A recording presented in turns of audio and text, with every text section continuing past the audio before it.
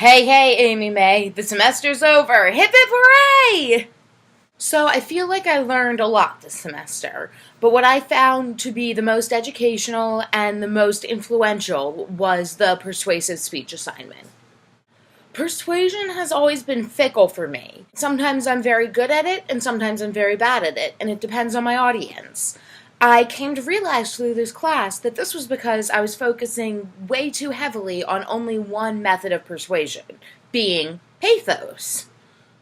I feel like I'm a more compassionate person than I am a logical one, which can be good or bad depending on the situation.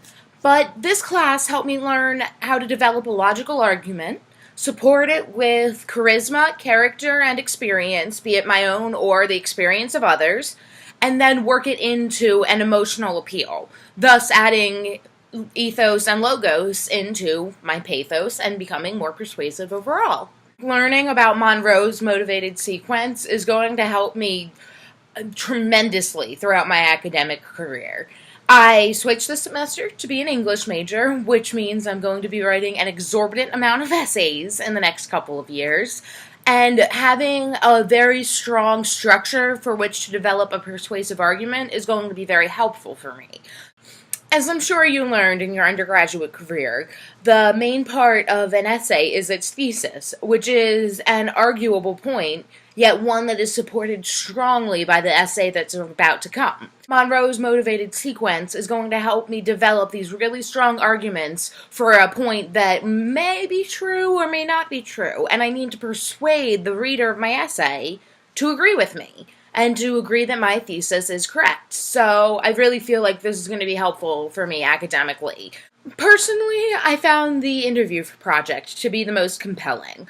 I focused my questions on the 5 W's and the H. Who are you? What are you studying? What are you working towards? Why are you doing this? Why are you working towards this project or this goal? Where are you doing this? When are you doing this? And how are you doing this? My interviewee was someone named Ms. Fisher Bernstein. She was a lovely woman. I had a lovely time talking with her. It was also very educational to practice performing an interview using the methods we discussed in class. By both having prepared many detailed questions beforehand and being able to improvise once the interview began, I found myself learning more than ever and becoming even more motivated than I'd ever been before to start my teaching career. Learning how to incorporate all methods of persuasion, ethos, logos, and pathos will be unspeakably helpful for me in my community-based endeavors. I spend my free time in my community focusing on activism, focusing on how can we make this place a better place than it was when we came in. My appeals to my audience have always depended and been rooted in the emotional appeal. So, for example, with the recent controversies surrounding the Baltimore Police Department, my appeal is, how can you not feel bad for these protesters? They're living in such horrible conditions, there are such really bad situations going on, like, why are you not agreeing with them? And to me, that was compelling. But that's definitely not compelling enough for a huge majority of people who may have family in the Baltimore community, may have family in the Baltimore Police Department. So learning to develop a logos-based argument and an ethos-based argument and incorporating them into my pathos-based argument has been invaluable and will be wonderful when I'm trying to support my communities. So in this example, saying, logically we're doing worse than other countries in terms of police brutality. We are damaging our communities with this police brutality. We are damaging our communities with this rioting and protesting.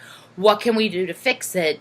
Will be very helpful. As well as we're saying, the UN is criticizing us and coming down on us hardcore for this police brutality.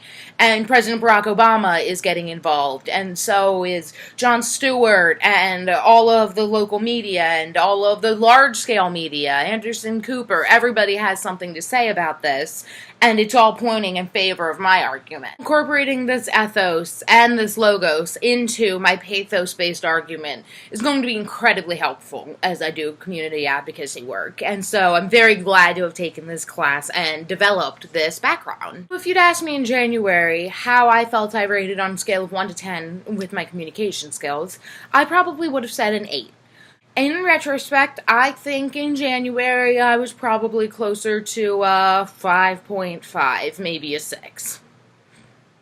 Though I was capable of developing a logical argument, I was so overwhelmed by pathos when I spoke that I only came off as a sympathetic being. I never really came off as having a logical argument to support my claims, or having the experience or the support to be able to claim these things in the first place. Now I would rate myself more accurately, I feel, on a scale of 1 to 10, around an 8 or an 8.5. There's definitely room for me to improve my communication skills, and there will always be room for me to improve my communication skills.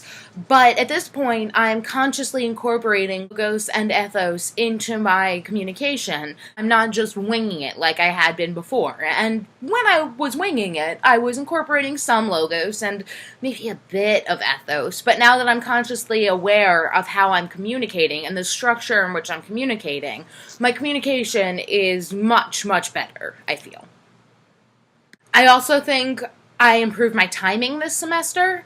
I struggle with anxiety. That's just one of my demons. And I am always very, very bad at figuring out accurately at what time I'm at in a timed sequence, such as a presentation. This class not only taught me methods to soothe my anxiety, but made me more confident in my communication skills as a whole, which naturally reduces my anxiety. So I feel more capable now of keeping my eye on a clock when communicating and being aware of if I'm going over, going under, or communicating in an appropriate timeline. So I'm very glad to have learned that this semester.